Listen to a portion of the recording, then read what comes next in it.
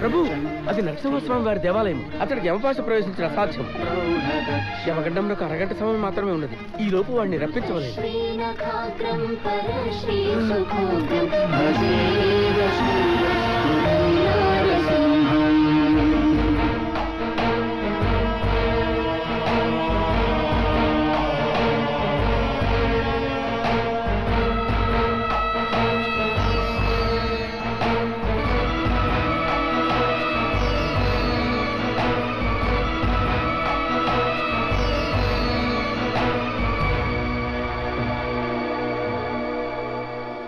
అయ్యో అబ్బాయా, నువ్వు నాకు దక్కాలని అబద్ధం చెప్పా. ఇలా అవుతుంది అనుకోలేదు. నా నోరు పడిపోను. ఈ నెత్తురేంది, దెబ్బలేంది. లే అబ్బాయా, పైకి లే. ఆసుపత్రికి తీసుకెళ్లి వైద్యం చేయిస్తా. ఆ నవ్వేందబ్బయ్యా, ఇక్కడే ఉంటే చచ్చిపోతావు.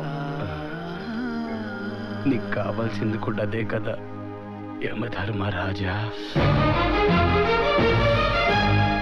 ఈ గుడి ప్రాంగణంలో ఉన్నంత వరకు నాకు చావు రాదు. బయటికి రప్పిస్తే కానీ నన్ను చంపాలన్న మీ కోరిక తీరదు.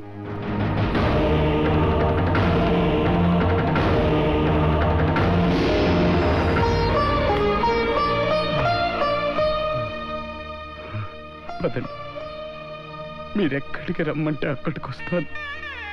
మీరు కోరుకునే నా చావుని సంతోషంగా మీకు ఇచ్చేస్తాను.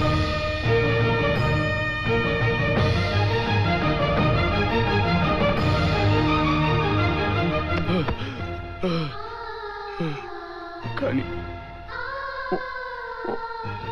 ఒక్క అరగంట నాకు సమయం ఇవ్వండి యమధర్మరాజా.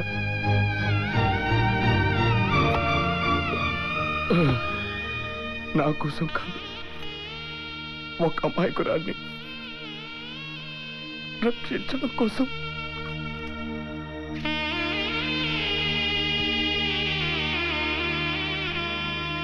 నేను క్షమించరాని తప్పులు చేశాను.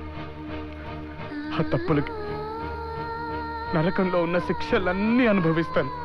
కానీ నా మహిని కాపాడుకోవడానికి నా చావుని ఒక్క అరగంట ఆపండి చాలు.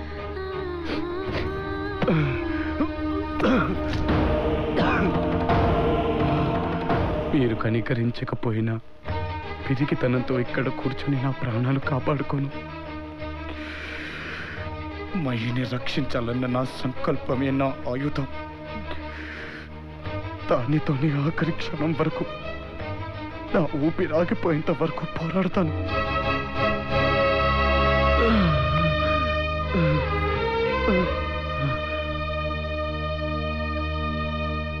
ఆహా, ఎంత నిబ్బరంగా ఉన్నావు స్వామి. అతనేమి నిన్ను ప్రాణదానం కోరలేదే, ఒక ప్రాణాన్ని కాపాడాలని అడిగాడు. అది ఇవ్వడానికి కూడా నీకు మనసొప్పలేదా? అతను చేసిన తప్పులు పాపాలైతే నువ్వు చేసిన తప్పులకి ఎన్ని చిట్టాలు నిండాలి? అసత్యం పలికావు, దొంగతనానికి దిగజారావు, ఒక జంటను విడగొట్టావు. ఇవన్నీ ధర్మసూత్రాలేనా? మూట కట్టుకున్న కళంకాన్ని చెరిపేసుకోవడానికి అతను అడిగిన సమయం అన్నా ఇవ్వు. నాకు ఆ శక్తి ఉంటే అరగంట కాదు నారద, 100 ఏళ్ళు ఆయుష్ ఇవ్వాలనిపిస్తోంది.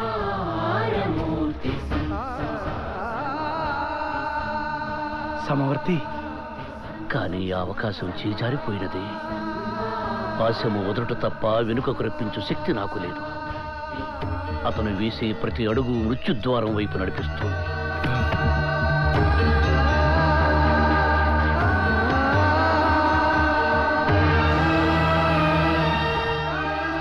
ప్రతి ఘడియ ప్రాణాన్ని హరిస్తోంది. ఇక అతని మరణము అనివార్యము నారదా, అనివార్యము. ఆగండి రా.